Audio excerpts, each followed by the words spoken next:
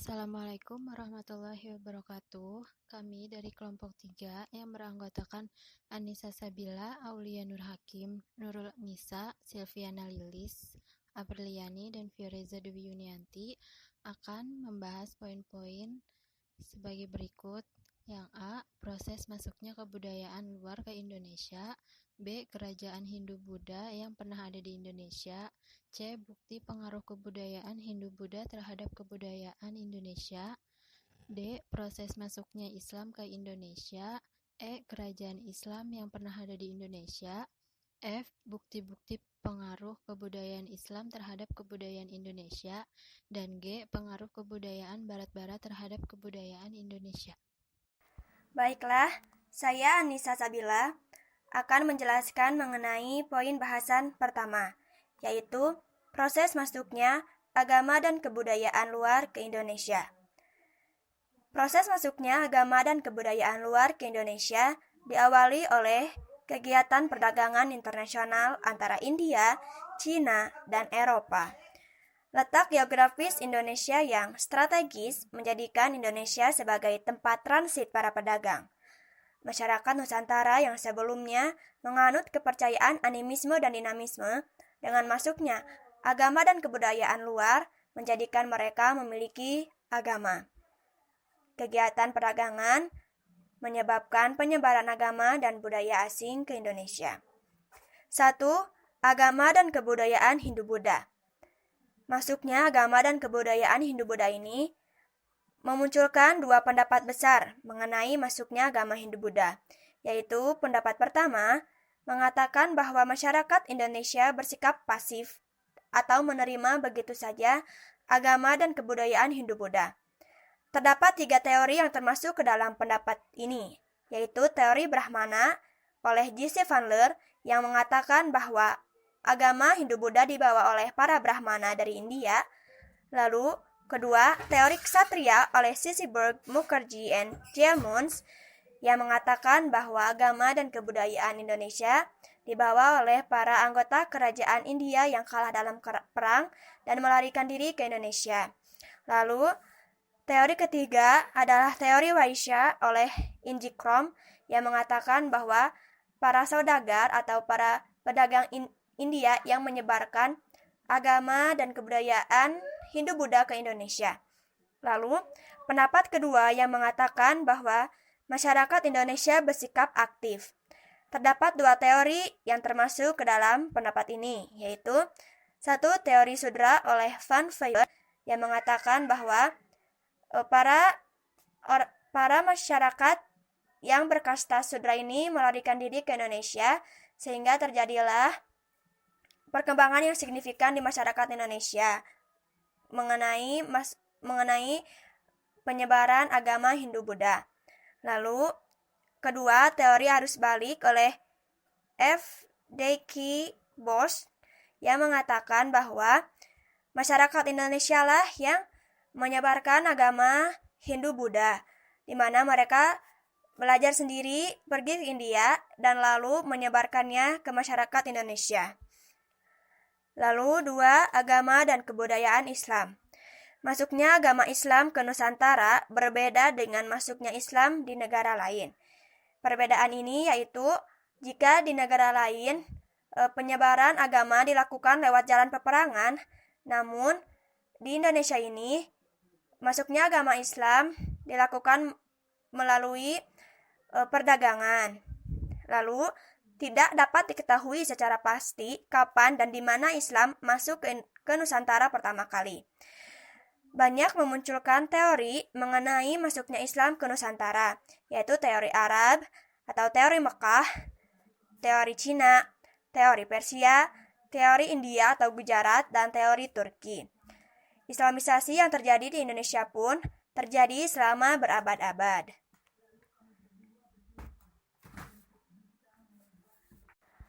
Ajaran Islam yang mengajarkan memelihara kebersihan, hidup hormat menghormati, tolong-menolong, dan adanya persamaan antar manusia menjadi daya tarik tersendiri bagi penduduk pribumi yang sebelumnya telah memeluk agama Hindu-Buddha. Proses penyebaran agama Islam pun dilakukan melalui individu maupun kelompok. Lalu, yang ketiga adalah masuknya agama dan kebudayaan Barat. Masuknya agama dan kebudayaan Barat ini diawali dari kedatangan bangsa Barat yang membawa agama dan kebudayaan baru ke Indonesia, yang didasari oleh 3 misi besar, yaitu Gold, Glory, Gospel. 3 bangsa besar dari Barat yang berperan dalam penyebaran agama dan kebudayaan di Nusantara, yaitu pertama bangsa Portugis, 2 bangsa Spanyol, dan terakhir bangsa Belanda. Dan agama yang disebarkan oleh bangsa Barat itu adalah agama Protestan dan agama Katolik. B. Kerajaan Hindu-Buddha di Indonesia. Yang pertama ada Kerajaan Kadiri. Kerajaan Kadiri atau Kerajaan Panjalu yaitu suatu kerajaan yang berada di daerah Jawa Timur antara tahun 1042 sampai 1222. Pusat kerajaan ini adalah di Kota Daha yang berada di sekitar Kota Kediri sekarang. Daha adalah singkatan dari Dahanapura yang artinya kota api. Saat akhir November 1042, Erlangga terpaksa membelah wilayah kerajaannya menjadi 2 karena kedua putranya bersaing memperebutkan tahta, yaitu Sri Samarawijaya dan Mapanji Garasakan. Sri Samarawijaya mendapatkan kerajaan barat bernama Panjalu yang berpusat di Kota Baru, yaitu Daha, sedangkan Mapanji Garasakan mendapatkan kerajaan timur bernama Janggala yang berpusat di Kota Lama, yaitu Kahuripan. Sebelum dibelah menjadi 2, sebenarnya nama kerajaan yang dipimpin Erlangga sudah bernama Panjalu yang berpusat di Daha. Karena itu, kerajaan Janggala lahir sebagai pecahan dari Panjalu. 2. Kerajaan Kalingga. Kalingga yaitu suatu kerajaan bercorak Hindu di Jawa Tengah. Pusat kerajaan berada di daerah Kabupaten Jepara sekarang. Kalingga sudah ada sejak abad ke-6 Masehi dan keberadaannya diketahui dari sumber-sumber Tiongkok.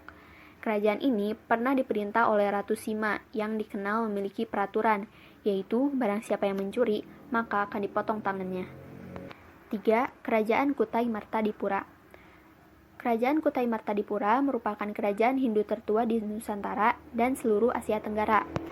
Kerajaan ini terletak di hulu Sungai Mahakam di Muara Kaman, Kalimantan Timur.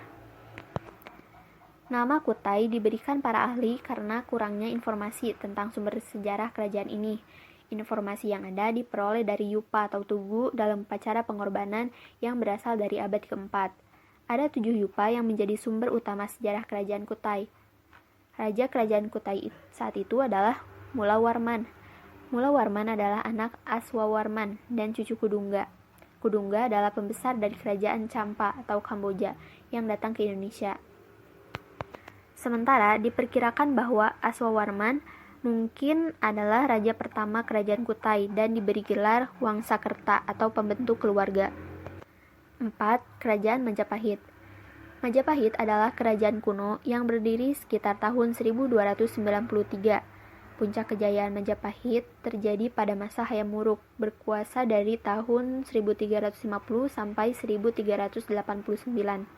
Majapahit menguasai kerajaan-kerajaan lain di Semenanjung Malaya, Kalimantan Sumatera, Bali, dan Filipina. Kerajaan ini juga merupakan kerajaan Hindu terakhir di Semenanjung Malaya. Berdirinya Majapahit berawal dari Sriwijaya yang diusir dari Jawa oleh Singasari. Lalu Singasari menjadi kerajaan terkuat. Selama masa kejayaan Majapahit, terdapat peninggalan budaya yang berupa candi. Candi-candi Majapahit yang dapat ditemui sekarang adalah Candi Tikus dan Candi Bajang Ratu di Trowulan, Mojokerto. 5. Kerajaan Mataram Kuno. Kerajaan Mataram kuno adalah salah satu kerajaan tertua yang ada di Indonesia. Kerajaan ini berada dan berdiri pada abad ke-8 sampai abad ke-10. Kerajaan ini didirikan oleh Sanjaya pada tahun 717. Raja pertama yang bergelar Rakai Mataram, Sang Ratu Sanjaya, dan mendirikan dinasti Sanjaya di Mataram ini bernama Sanjaya. Selain dinasti Sanjaya, adapun dinasti lain yang pernah menjadi pemimpin kerajaan Mataram kuno, yaitu dinasti Shailendra. Selama masa kepemimpinannya, Raja Sanjaya merupakan raja yang adil dan bijaksana, sehingga kehidupan masyarakat aman dan tentram. Raja Sanjaya meninggal pada tahun 746 dan digantikan oleh Rakai Panangkaran. 6. Kerajaan Sunda. Kerajaan Sunda yang berada di Jawa Barat dan Jawa Tengah bagian barat merupakan kerajaan yang bercorak Hindu-Buddha. Berdasarkan cerita Parahyangan, Kerajaan Sunda Pajajaran merupakan kelanjutan dari Kerajaan Tarumanegara yang runtuh pada abad ke-7. Walaupun mendapat pengaruh India, Kerajaan Sunda mengembangkan coraknya tersendiri, baik dalam kehidupan keraton maupun kehidupan masyarakatnya. Kehidupan kerajaan-kerajaan di Jawa Timur dan Jawa Tengah ini memiliki corak yang berbeda dalam kehidupannya. Kerajaan Sunda Pajajaran diperkirakan tidak pernah dikuasai oleh kerajaan-kerajaan lain, kecuali Selat Sunda yang dikuasai oleh Kerajaan Sriwijaya dan daratan Jawa Barat bagian barat setelah runtuhnya Tarumanegara. 7. Kerajaan Sriwijaya. Kerajaan Sriwijaya adalah sebuah kerajaan besar di Pulau Sumatera yang banyak berpengaruh dan berhasil membawa kejayaan bagi bangsa Indonesia di masa lalu. Kerajaan ini menjadi simbol kebesaran Sumatera pada masa lalu. Kebesarannya dapat mengimbangi kerajaan Majapahit di timur. Bahkan jika wilayah kekuasaan dari kedua kerajaan tersebut digabungkan, akan seperti wilayah negara Indonesia saat ini. Kerajaan Sriwijaya didirikan oleh Dapunta Hyang Sri Jayanasa. Sejak awal berdiri pusat pemerintahan, Kerajaan Sriwijaya selalu berubah-ubah tanpa alasan yang jelas. Yang semula kerajaan ini berpusat di Minangkabau, lalu pindah ke Jambi dan berakhir di Palembang. Bagian C. Beberapa bukti pengaruh kebudayaan Hindu dan Buddha terhadap kebudayaan Indonesia. Yang pertama, di bidang pendidikan, lembaga-lembaga pendidikan berbentuk asrama merupakan salah satu bukti pengaruh dari kebudayaan Hindu-Buddha di Indonesia. Lembaga pendidikan hanya mempelajari satu bidang, yaitu bidang keagamaan. Yang kedua, ada bidang sastra dan bahasa. Pengaruh Hindu-Buddha pada bahasa dikenal dengan dipergunakannya bahasa Sanskerta serta huruf Pallawa oleh masyarakat Indonesia pada masa kerajaan Hindu-Buddha di Indonesia. Seni sastra sangat berkembang, terutama pada zaman kejayaan Kerajaan Kediri. Yang ketiga ada bidang arsitektur. Salah satu arsitektur zaman megalitikum adalah punden berundak. Arsitektur tersebut berpadu dengan budaya India yang mengilhami pembuatan bangunan candi. Jika diperhatikan, Candi Borobudur sebenarnya mengambil bentuk bangunan punden berundak agama Buddha Mahayana. Candi bukan sekedar tempat untuk memuja dewa-dewa seperti India, namun lebih sebagai tempat pertemuan rakyat dengan nenek moyangnya. Candi dengan patung-patung induknya yang berupa arca merupakan perwujudan raja yang telah meninggal. Yang keempat ada bidang sosial. Masuknya kebudayaan Hindu menjadikan masyarakat Indonesia mengenal aturan kasta, yaitu yang pertama ada kasta Brahmana atau kaum pendeta dan para sarjana. Yang kedua ada kasta ksatria atau para prajurit, pejabat, dan bangsawan. Yang ketiga itu ada kasta waisya untuk pedagang, petani, pemilik tanah, dan prajurit. Yang keempat itu ada kasta sudra atau rakyat jelata dan pekerja kasar. Di Indonesia, sistem kastanya berbeda dengan kasta yang ada di India, baik ciri-ciri maupun wujudnya. Hal ini terlihat dari kehidupan masyarakat dan agama di Kerajaan Kutai. Proses masuknya Islam di Indonesia. Kedatangan Islam di berbagai daerah Indonesia tidaklah bersamaan. Demikian pula kerajaan-kerajaan dan daerah-daerah yang didatanginya mempunyai situasi politik dan sosial budaya yang berlainan. Proses masuknya Islam ke Indonesia memunculkan beberapa pendapat.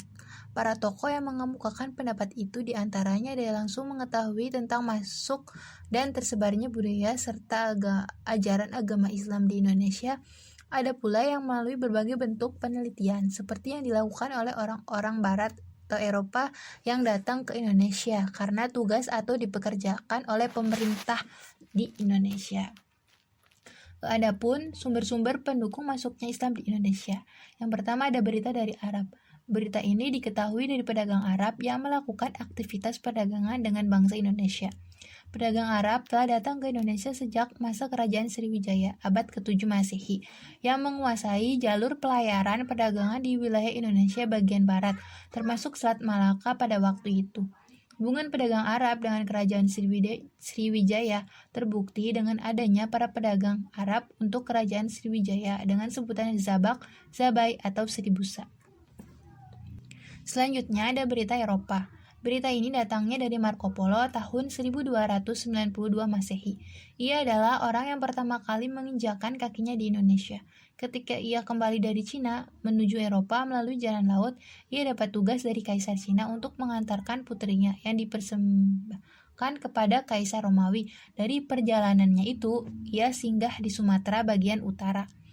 Yang ketiga ada berita India. Teori ini menyatakan Islam datang ke Nusantara bukan langsung dari Arab, melainkan melalui India pada abad ke-13. Dalam teori ini disebut 5 tempat asal Islam di India, yaitu Gujarat, Cambai, Malabar, Coromandel, dan Bengal. Teori India yang menjelaskan Islam berasal dari Gujarat terbukti mempunyai kelemahan-kelemahan. Hal ini dibuktikan oleh G.E. Morrison dengan argumennya. Meskipun batu-batu nisan yang ditemukan di tempat-tempat tertentu di Nusantara boleh jadi berasal dari Gujarat atau Bengal, seperti yang dikatakan Fatimi, itu tidak lantas berarti Islam juga didatangkan dari sana. Yang keempat ada berita Cina. Berita ini diketahui melalui catatan dari Ma Huan, seorang penulis yang mengikuti perjalanan Laksamana Cheng Ho. Ia menyatakan melalui tulisannya bahwa sejak kira-kira tahun 1400 telah ada saudagar-saudagar Islam yang bertempat tinggal di pantai utara Pulau Jawa. Yang terakhir ada sumber dalam negeri. Terdapat sumber-sumber dari dalam negeri yang menerangkan berkembangnya pengaruh Islam di Indonesia, yakni penemuan sebuah batu di lereng Gresik. Batu bersurat itu menggunakan huruf dan bahasa Arab yang sebagian tulisannya telah rusak. Batu itu memuat tentang meninggalnya seorang perempuan yang bernama Fatimah binti Maimun. Kedua, makam Sultan Malikus Saleh di Sumatera Utara yang meninggal pada bulan Ramadan tahun 676 Hijriah atau tahun 1297 Masehi. Yang ketiga ada makam Syekh Maulana Malik Ibrahim di Gresik yang wafat tahun 1419 Masehi. Jerat makam didatangkan dari Gujarat dan berisi tulisan-tulisan Arab. Adapun saluran dan cara-cara Islamisasi di Indonesia. Yang pertama ada saluran perdagangan. Secara umum, Islamisasi yang dilakukan oleh para pedagang melalui perdagangan itu mungkin dapat digambarkan sebagai berikut. Mula-mula mereka berdatangan di tempat-tempat pusat perdagangan, dan kemudian di antaranya ada yang bertempat tinggal, baik untuk sementara maupun untuk menetap. Lambat laun bertempat tinggal, mereka berkembang menjadi perkampungan-perkampungan. Perkampungan golongan pedagang muslim dari negeri-negeri asing disebut pekojan. Yang kedua ada saluran perkawinan. Dengan adanya perkawinan antara penyiar-penyiar Islam, maka kemudian terbentuklah suatu keluarga muslim, yang pada kelanjutannya terbentuk pula komunitas muslim. Sebagaimana diketahui bahwa para saudagar sekaligus penyiar Islam pada umumnya ketika memasuki Nusantara tidaklah disertai oleh istri ataupun keluarga mereka. Untuk itu mereka kemudian memperistri wanita-wanita pribumi yang kebanyakan berasal dari keluarga bangsawan. Para saudagar dan penyiar Islam tersebut kemudian banyak mendapat simpati masyarakat sekitar karena status sosial dan status ekonominya. Dan demikian secara otomatis terjadi semacam simbiosis mutualisme. Yang ketiga ada saluran tasawuf. Para ahli tasawuf biasanya memiliki keahlian untuk menyembuhkan penyakit dan lain-lain. Jalur tasawuf yaitu proses islamisasi dengan mengajarkan teosofi dengan mengakomodir nilai-nilai budaya bahkan ajaran agama yang ada, yaitu agama Hindu ke dalam ajaran Islam. Dengan tentu saja terlebih dahulu dimodifikasi dengan nilai-nilai Islam sehingga mudah dimengerti dan diterima. Yang keempat ada saluran pendidikan. Para ulama, guru-guru agama, raja berperan besar dalam proses islamisasi. Mereka menyebarkan agama Islam melalui pendidikan, yaitu dengan mendirikan pondok-pondok pesantren, merupakan tempat pengajaran agama Islam bagi para santri. Pada umumnya di pondok pesantren ini diajarkan oleh guru-guru agama, kiai atau ulama. Setelah mereka belajar ilmu-ilmu agama dari berbagai kitab, setelah keluar dari pesantren tersebut, maka akan kembali ke masing-masing kampung dan desanya. Kemudian mereka di kampung atau desanya itu menjadi tokoh keagamaan. Yang kelima ada saluran kesenian. Saluran islamisasi melalui seni seperti seni bangunan, seni pahat atau ukir, seni tari, musik, dan seni sastra. Misalnya pada seni bangunan terlihat pada Masjid Kuno Demak, Sendang Dhuwur Agung Kesepuhan di Cirebon, Masjid Agung Banten, Baitur Rahman di Aceh, Ternate, dan sebagainya. Contoh lain dalam seni adalah dengan pertunjukan wayang yang digemari oleh masyarakat. Melalui cerita-cerita wayang itu disisipkan ajaran agama Islam. Seni gamelan juga dapat mengundang masyarakat untuk melihat pertunjukan tersebut. Selanjutnya diadakan dakwah keagamaan Islam. Yang terakhir ada saluran politik. Pengaruh kekuasaan raja sangat berperan besar dalam proses Islamisasi. Ketika seorang raja memeluk agama Islam, maka rakyat juga akan mengikuti jejak rajanya. Rakyat memiliki kepatuhan yang sangat tinggi dan raja sebagai panutan, bahkan menjadi tauladan bagi rakyatnya. Selanjutnya ada kerajaan-kerajaan Islam yang ada di Indonesia. Perkembangan pengaruh Islam di Indonesia ditandai dengan keberadaan kerajaan-kerajaan. Yang pertama ada Kerajaan Samudra Pasai. Kerajaan Samudra Pasai didirikan sekitar abad 11 oleh Silu yang bergelar Sultan Malik Al-Saleh. Penggantinya adalah Sultan Malik Az-Zahir. Pada masa pemerintahan Sultan Malik Az-Zahir, Kerajaan Perlak bersatu dengan Kerajaan Samudra Pasai. Sepeninggal Sultan Malik Az-Zahir, Samudra Pasai dipimpin oleh Sultan Mahmud Malik Az-Zahir. Yang kedua ada Kerajaan Aceh Darussalam. Kerajaan Aceh Darussalam didirikan oleh Sultan Ali Mugayyad Shah pada awal abad 16. Pada masa pemerintahannya, Sultan Ali Mugayyad Shah berhasil menaklukkan Kerajaan Pidi, Samudra Pasai, dan Daya. Raja terbesar Kerajaan Aceh adalah Sultan Iskandar Muda yang memerintah pada tahun 1607 sampai 1636. Ada masa Kerajaan Aceh Darussalam berhasil mengendalikan perdagangan di Selat Malaka. Meskipun demikian, Sultan Iskandar Muda belum berhasil mengusir Portugis di Malaka. Selanjutnya ada Kerajaan Demak. Kerajaan Demak merupakan kerajaan Islam pertama di Jawa. Kerajaan yang berpusat di pesisir pantai utara Jawa ini didirikan pada abad 16 oleh Raden Patah. Sepeninggal Raden Patah, Demak dipimpin oleh Pati Yunus. Di bawah kepemimpinan Pati Yunus, Demak menyerang Portugis di Malaka. Penyerangan ini dilatar belakangi oleh melemahnya aktivitas perdagangan Demak setelah Malaka jatuh ke tangan Portugis. Selanjutnya ada Kerajaan Mataram Islam. Kerajaan Mataram Islam didirikan pada abad 16 Masehi. Raja pertama Kerajaan Mataram Islam adalah Panembahan Senopati.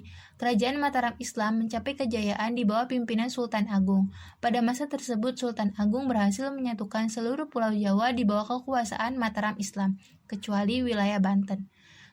Selanjutnya ada Kerajaan Banten.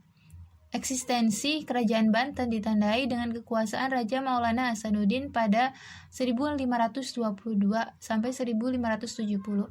Pada masa pemerintahannya, Kerajaan Banten berkembang menjadi pusat perdagangan penting di Selat Sunda. Maulana Hasanuddin berhasil memperluas kekuasaan Kerajaan Banten ke daerah penghasil lada di Lampung. Selanjutnya ada Kerajaan Gowatalo. Kerajaan Gowatalo berkembang menjadi kerajaan Islam kuat di bawah pimpinan Sultan Alauddin. Kejayaan Kerajaan Gowatalo mencapai titik puncak pada masa pemerintahan Sultan Hasanuddin. Sultan Hasanuddin berhasil membangun Gowatalo menjadi kerajaan maritim yang menguasai jalur perdagangan Indonesia bagian timur. Sultan Hasanuddin juga menentang upaya VOC memonopoli perdagangan rempah-rempah di wilayah bagian timur Indonesia. Yang terakhir ada Kerajaan Ternate dan Tidore. Ternate dan Tidore merupakan dua kerajaan yang bersaing dalam menguasai perdagangan di wilayah Maluku. Dalam persaingan ini, Ternate membentuk Uli V Persekutuan V yang terdiri atas Pacan Obi, Seram, dan Ambon. Adapun Tidore membentuk Ala Uli Siwa Persekutuan 9 yang terdiri atas Jailolo, Makian, serta pulau-pulau kecil di Maluku dan Papua. Untuk lebih jelasnya bisa dilihat di makalah kelompok kami. Selanjutnya akan dijelaskan oleh teman saya. Untuk materi selanjutnya yaitu mengenai bukti-bukti pengaruh kebudayaan Islam terhadap kebudayaan Indonesia. Masuknya agama Islam ke Nusantara secara tidak langsung membawa perubahan terhadap kehidupan politik dan sosial budaya Nusantara. Selain itu, pengaruh Islam juga merambah dalam dunia seni, baik itu seni bangunan, seni sastra, seni kaligrafi, seni tari, maupun seni musik. Bidang yang pertama yaitu bidang politik. konsep dewa raja yang bercorak Hindu-Buddha, di mana raja dianggap sebagai titisan dewa, diganti dengan konsep Islam khalifah. Sebutan raja diganti dengan sultan. Selain itu, saat meninggal, sang sultan tidak didarmakan di dalam candi, tetapi dimakamkan secara Islam. Yang kedua, bidang sosial budaya. Pengaruh Islam tampak jelas setidaknya dalam beberapa hal. Pertama, tidak dikenal lagi sistem kasta atau pelapisan sosial sebagaimana dalam agama Hindu. Hal ini juga merupakan salah satu faktor mudahnya Islam dianut masyarakat Nusantara. Kedua, dalam segi bahasa, banyak kosakata Arab dipakai atau diserap ke dalam bahasa Melayu dan kemudian menjadi bahasa Nusantara. Selain itu, juga terjadi modifikasi atas huruf-huruf Pallawa ke dalam huruf Arab. Ketiga, pengaruh lain yang sangat nyata adalah dalam bidang pendidikan, terutama melalui pesantren. Keempat, dalam hal busana, ada jenis pakaian tertentu yang menunjukkan identitas Islam, seperti sarung, baju koko, kopiah, dan kerudung. Bidang yang ketiga yaitu bidang seni bangunan, seperti bangunan makam, masjid, dan keraton. Masjid-masjid, bangunan, dan makam kuno menunjukkan adanya akulturasi dengan bangunan pada masa Hindu-Buddha. Hal itu dapat terlihat dari hal-hal berikut. Yang pertama, atapnya atap tumpang atau bertingkat yang jumlahnya selalu ganjil. Yang kedua, posisi masjid agak tinggi dari permukaan tanah dan berundak. Yang ketiga, ada serambi yang terdapat di depan atau di samping masjid. Yang keempat, terdapat kolam atau parit di bagian depan atau samping masjid yang digunakan sebagai tempat untuk mencuci kaki. Selanjutnya ada pawestren, yaitu ruang khusus bagi perempuan yang terletak di sebelah kanan masjid untuk mengikuti sholat berjamaah. Yang keenam, ada masjid memiliki denah berbentuk bujur sangkar. Selanjutnya, makam-makam kuno terletak di atas bukit, umumnya terbuat dari batu yang disebut jirat atau kijing. Yang terakhir yaitu bangunan keraton digunakan oleh keluarga sultan sebagai tempat tinggalnya. Biasanya didirikan di dekat alun-alun ibu kota dan menghadap ke utara. Bidang selanjutnya yaitu bidang seni sastra. Pengaruh Arab dan Persia sangat kuat, tetapi tetap disesuaikan dengan tradisi setempat. Pengaruh Arab terhadap seni sastra biasanya berbentuk syair yang terdiri atas 4 baris setiap baitnya. Bidang yang kelima yaitu bidang seni rupa. Para seniman masa itu ada kalanya membuat ukiran binatang atau makhluk hidup lainnya yang bentuknya sudah disamarkan. Sebuah teknik yang lazim disebut stilisasi atau deformasi. Bidang yang keenam yaitu bidang seni kaligrafi. Pada masa perkembangan Islam dikenal juga seni kaligrafi atau seni menulis indah yang memadukan seni lukis dan seni ukir yang distilisasi dan menggunakan tulisan dalam bahasa Arab. Seni kaligrafi biasanya banyak kita jumpai pada dinding-dinding masjid, menara, nisan kubur, dan lain sebagainya. Bidang ketujuh yaitu bidang seni dan musik. Pengaruh Islam tampak dalam 3 bentuk kesenian, yakni debus, saudati, dan zapin. Bidang yang ke-8 adalah sistem kalender, juga mengalami perubahan dengan masuknya Islam, yang sebelumnya pada masa Hindu-Buddha menggunakan kalender tahun Saka, berubah menjadi penanggalan dengan sistem Hijriyah pada masa Islam. Untuk selanjutnya ada pengaruh kebudayaan Barat terhadap kebudayaan Indonesia. Kehadiran budaya Barat seakan mendominasi dan selalu menjadi trend center masyarakat. Kebiasaan dan pola hidup orang Barat seakan menjadi cermin modern. Hal ini jelas mengikis perilaku dan tindakan seseorang. Hembusan pengaruh Barat dianggap sebagai ciri khas kemajuan dalam ekspresi kebudayaan kekinian. Padahal belum tentu sesuai dengan kebutuhan situasi dan kondisi masyarakat sendiri. Keadaan ini terus mengikis budaya dan kearifan lokal yang menjadi warisan terjadi kebudayaan masyarakat Nusantara. Dari sinilah juga nilai tradisional secara perlahan mengalami kepunahan, karena tidak mampu bersaing dengan budaya modern dalam bentuk pergaulan masyarakat. Harus diakui bahwa tidak semua yang berasal dari budaya barat itu tidak baik. Sebaliknya, tidak semua yang ada pada budaya kita sendiri itu baik. Kebaikan dan ketidakbaikan itu ada di mana-mana.